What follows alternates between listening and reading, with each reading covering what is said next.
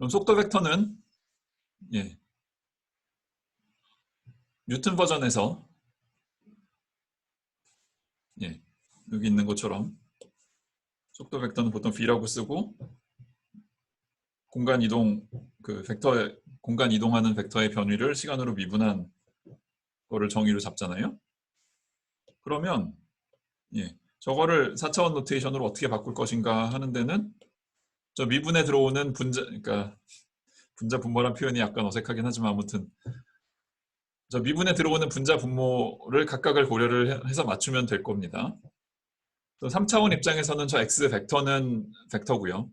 t는 스칼라죠. 그러면 4차원으로 어떻게 갈 것이냐? 3차원 벡터는 4차원 벡터로 바꾸고 3차원 스칼라는 이걸 t를 그대로 유지를 하면은 t는 스칼라가 아니니까 좀 이상해진다고요.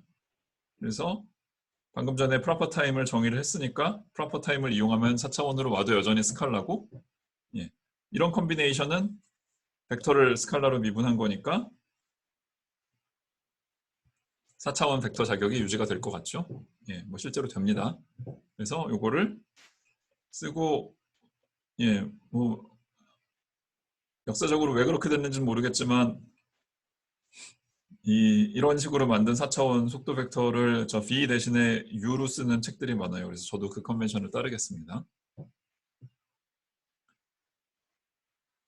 그런데 이 3차원과 4차원을 비교를 하면 3차원 벡터 대 4차원 벡터 하면 일단 성분이 하나가 늘어난 거잖아요. 근데 그러니까 속도의 성분이 늘어난다는 거는 뭐 공간만 놓고 봤을 때는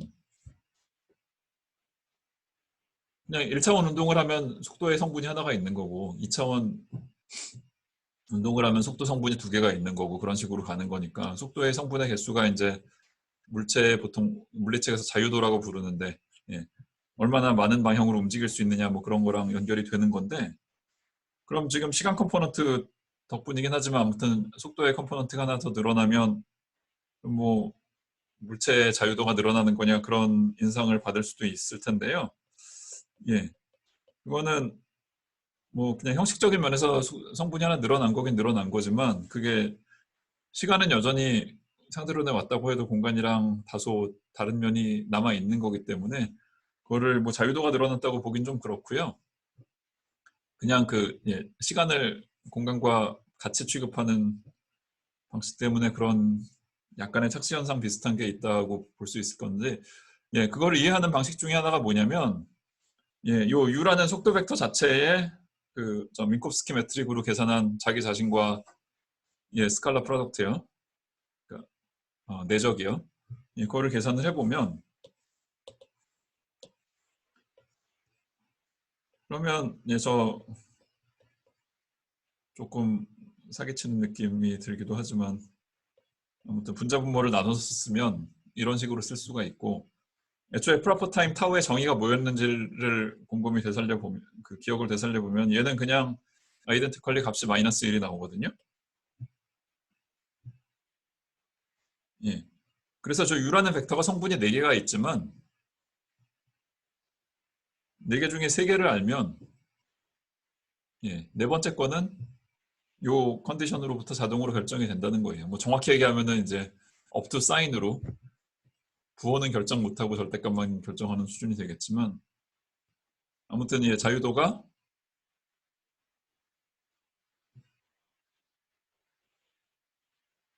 그러니까 인디펜던트한 성분의 개수가 바뀌거나 그런 건 아니라는 얘기입니다. 자, 그래서 속도는 되게 가볍게 처리했고요. 속도 다음으로 중요한 그리고 자주 등장하는 물리에서 나오는 벡터가 뭐죠? 이 질문을 던지면 의견이 간혹 갈리곤 하던데.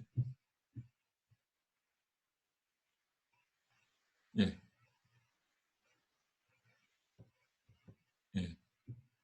또 채팅창에다가 써봐요. 여기서 멈춥시다. 3개가 답변이 나왔는데 모멘텀, 액셀러레이션, 포스. 뭐 다 좋은 답이에요. 뭐 다 다루긴 다뤄야 되는데 예, 어느 하나 그냥 지나가기는 곤란한 중요한 개념들인데, 예, 그냥 제 맘대로 저 가속도를 먼저 다루고 모멘텀과 폴스로 넘어가겠습니다. 자, 속도를 얼마나 가볍게 처리하고 왔는지를 기억을 되살려 보면 가속도도 뭐 별로 어려울 거 없을 거예요. 왜냐면 예, 가속도는 바이 데피니션 속도를 한 번 더 시간에 대해서 미분한 거니까. 네, 그 시간에 대해서 미분할 때 어떤 시간을 활용할지가 살짝 이슈였는데 그거를 프로퍼 타임으로 제압을 했기 때문에 예, 프로퍼 타임을 한 번 더 활용을 하면 예, 이런 식으로 액셀러레이션을 정의를 할 수가 있겠죠.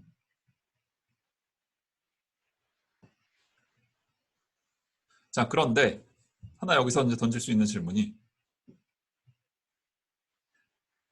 그 모든 4벡터는 다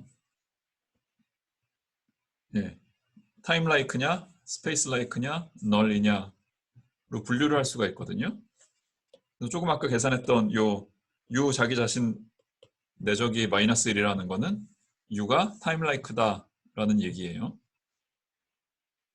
뭐 U가 타임 라이크인 건 전혀 이상한 게 아닌 것이 예, 물체는 시간 방향으로 계속 움직여야 되잖아요.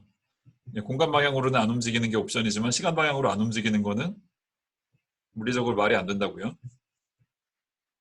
그러니까 시간 방향으로 움직인다는 게 말이 조금 이상한데 아무튼 물체의 궤적을 그리면 시간 방향으로는 항상 변화가 있어야 된다고요. 시간이 멈춘 상태에서 공간 쪽으로만 움직이고 그거는 물리가 아닙니다. 그러니까 우리가 아는 물리가 아닙니다. 자, 그러면 예, 속도가 타임 라이크면 가속도는 역시 타임 라이크냐 아니면 스페이스 라이크냐 라는 질문을 던질 수가 있겠죠.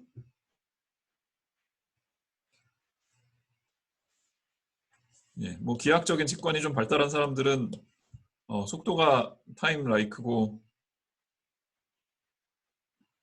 그게 가만히 있지 않고 약간 바뀐다 그러 변화한다 그러면 그 변화는 그림으로 봤을 때 스페이스 라이크일 것 같네라는 감을 가질 수도 있을 텐데 예, 뭐 이 경우에는 다행히도 이런 직관적인 이해가 아주 잘 맞아 떨어지고요. 예, 답은 액셀러레이션이 스페이스 라이크다라는 게 맞는 답이 되는데 그거를 조금 이제 제대로 계산으로 따져보고 싶으면 어떤 계산을 할 수가 있냐면 아까 위에서 계산한 저 u의 내적이 마이너스 1이라는 거예요. 그거를 양변을 그냥 프로퍼 타임으로 미분을 해버리면 우변은 마이너스 1 상수니까 미분하는 순간 0이고요. 좌변은 예, 같은 거를 저 에타라는 매트릭은 그냥 상수 컴포넌트를 가지고 있으니까 예, 뭐 두 배 값을 주는 거 말고는 역할을 안 하고 예, 그러니까 u에 미분 한 번 걸린 거랑 미분 안 걸린 거랑 곱한 컨비네이션이 0이라는 결론에 도달을 하죠. 저 혹시 저 노테이션에 익숙하지 않은 사람들을 위해서 예, 그러니까 제대로 쓰면 에타 AB, UA, UB라고 써야 되는데 여기서 에타 AB랑 UB 곱한 거를 그 전에 텐서 얘기할 때 파셜 인서션 한 뭐 그런 식으로 생각해가지고 저 UA 로어 인덱스로 둔갑을 시킨 겁니다. 예, 이건 노테이션 설명이고요.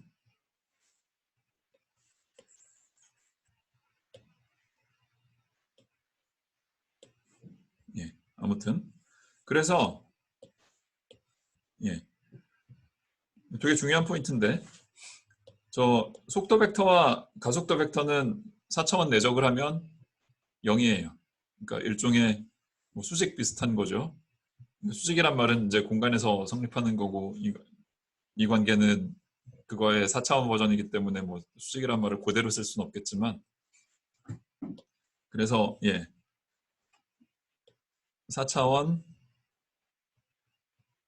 가속도랑 4차원 속도는 여기 가운데 이 그림은 서로 수직이다라는 거를 보통 기호로 나타낼 때 쓰는 그림이고요.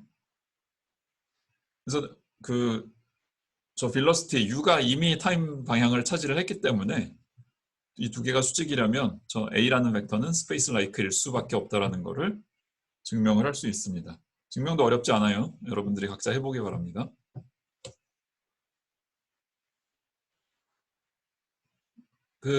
엑셀러레이션 얘기가 나온 김에 좀 모멘텀이나 포스나 뭐 다른 걸로 넘어가기 전에 한번 간단한 연습 문제를 풀어보고 싶은데 뭐냐면 등가속 운동이에요. 여러분들 뉴턴 역학에서는 사실 등가속 운동이 굉장히 일찍 등장하는 예제잖아요. 예. F는 MA를 배운 다음에 바로 배우는 예제 중에 등가속 운동이 있고 그 다음에 이제 용수철 하모닉 오실레이터 운동이 있는데 하모닉 오실레이터만 해도 사인, 코사인 이런 게 등장을 하기 때문에 문제의 난이도 면에서 등가속 운동보다 뒤로 밀리겠죠. 그래서 F는 MA 개념으로 풀 수 있는 연습 문제 중에 아마 제일 먼저 등장하는 게 등가속 운동일 텐데 상대론으로 왔다고 해서 뭐 등가속 운동을 못 풀 이유는 없을 것 같고 한번 도전을 해봅시다. 그래서 F는 MA식으로 뭐 그 이퀘이션 오브 모션을 세팅할 수도 있는데요. 그거보다 좀 계산을 더 쉽고 편리하게 하는 방식이 있어서 약간 편법을 쓰려고 하는데요. 참고로 역시 계산의 편의를 위해서 공간좌표 하나만 도입하고 시간 하나, 공간 하나 1 플러스 1 디멘션에서 문제를 풀겠습니다. 계산을 좀 쉽게 하는 편법이 뭐냐면 이 U의 노멀리제이션 컨디션이에요. U 자기 자신 내적이 마이너스 1이라는 거를 이용을 해서 그 U의 타임 컴포넌트랑 스페이스 컴포넌트를 다음과 같은 방식으로 파라메트라이즈를 합니다. F of 타우라는 거는 프로퍼 타임 타우에 관한 아직은 정체를 알 수 없는 함수고요.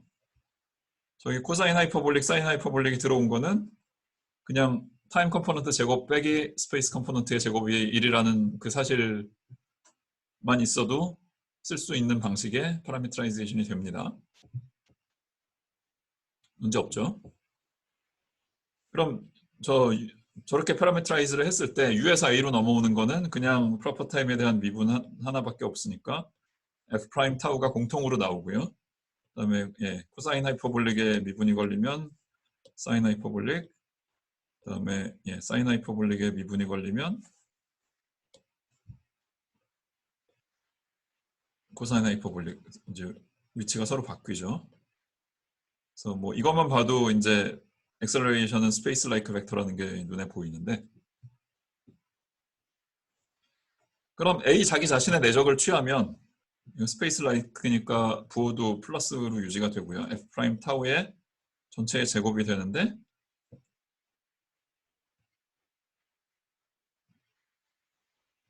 자 이제서야 실토를 하는데 우리 등가속 운동을 어떻게 정의할지 얘기 안 했었잖아요.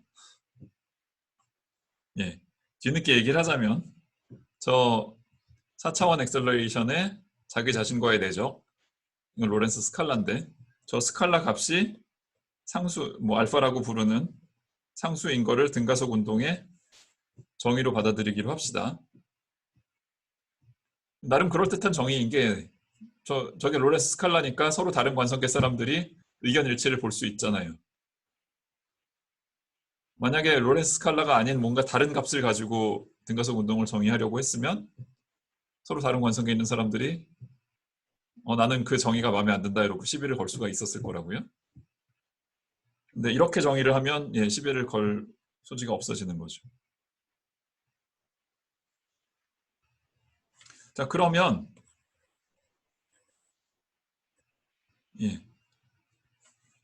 F 프라임이 상수가 된 거고요. 그러면 F of 타우는 미분한 게 상수니까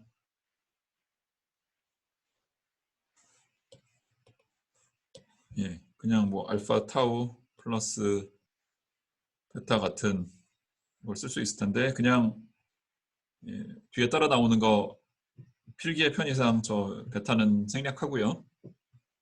그럼 U는 다시 앞으로 돌아가면 예, 코사인 하이퍼볼릭 알파 곱하기 타우 사인 하이퍼볼릭 알파 곱하기 타우고요. 이걸 다시 한번 적분을 하면 예, x는 일단 저 u의 적분으로부터 나오는 텀이 하이퍼볼릭을 자꾸 빼먹으려는 경향이 생기네요. 예. 저 u를 적분한 데서 나오는 사인 하이퍼볼릭, 코사인 하이퍼볼릭이 있고 그 다음에 이니셜 컨디션 예, 초기 값은 뭐 정해주기 나름이니까 초기 값을 x0라고 만약에 이름을 붙이기로 약속을 하면 여기는 x0 빼기 알파분의 1 이런 게 나올 겁니다.